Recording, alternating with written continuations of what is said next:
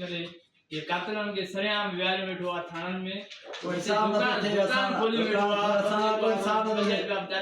न मान जा बदे तो न जा न उनके घर तो ड्राए मुसा कोई इंसान तो करे ऐसे ना जरे भी करना तो ऐसे मात्र कमला लगला अब मुझे कम करो पुजा ये मान बेटा 8 दिन को जेल मोके जेला मुझे पुट इलाज तो भयो न मुझे पुट इलाज हो 8 दिन को जो जेल रमाल थी मुझे जेल मानो मुझे पुजा दो मां छा के ऐसे हटावे देखो बचन गादी साहब बचे असा इंसाफ कर दो ऐसे जो कोई भी कम न तो करे ऐसे जो वणो दा चे तो सही माता है कम ना लगो सवाल ऐसे जो रोजी कयो वेठो दुकान खोली वेठो थानन में असा के को चौड़ा एसपी साहब ना है एसपी साहब कचन में विदो कचन में धारे लो पकड़ी तो हेते तो माऊंगा साजा वरी विदा असा के केर आसे एसपी साहब के हुकुम आ तो खेरपुर जो भी थोड़ी सार संभाल लाओ तो खेरपुर में छा माऊ मरन ता खेरपुर में छोकरो असा जो लदो आ उने जो इन मल ताई कुछ भी न थियो आ ऐसे जो साहब के का लगल ना है न घर तो जाए न माऊ तो पकड़े रुगो ले तो करे घूमे तो मिले तो असा जी इज्जत करे तो रुगो मिले तो असा जी इज्जत करे कमाई आया जदी तू असा जो हक ही न तो कराए तो कोई इज्जत छोटो करे असा के कुर्सी पे छोटो भी आए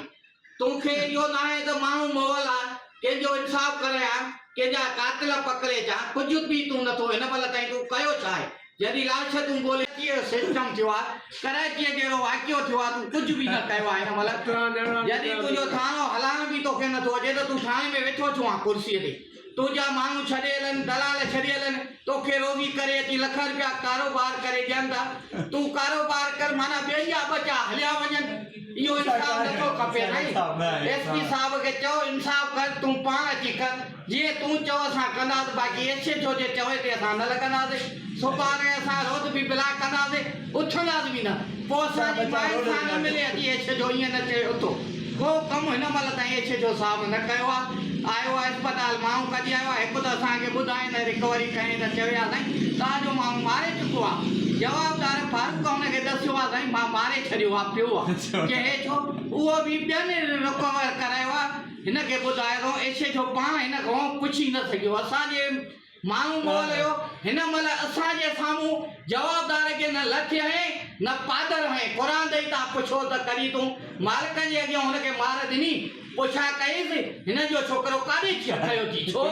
तूं पंहिंजी रोज़ी थो करे या रोज़ी बाइका ते खेरपुर में तोखे असां कोन कांदींदासीं जीअं तोखे वणे हिकु एफआई न 10 एफआई असां बालकनि ते कढे छॾ असांखे कोई फ़र्क़ु न पवंदो पर हुन चोरनि ते बि कर डाकुनि ते कर जेके माण्हू मारींदा कराची वारो वाक़िया हिते जो असां न कयो सुभाणे के ॿिए सां बि ज़ुल्म कंदा ये सादा ये हेरियल ने अॻिते बि न माण्हू इलाही मारिया शराब पीदा जेके ज़ाहिरी माण्हू न थिया आहिनि असांजो ज़ाहिर अलाह साईं कयो आहे एसपी साहब कयो आहे एसपी साहब जी महिरबानी आहे उन धंधो दिनो कयो अथई हिन महिल ताईं ईअं नथो चए त तव्हांजो माण्हू लधो आहे लाश लधो आहे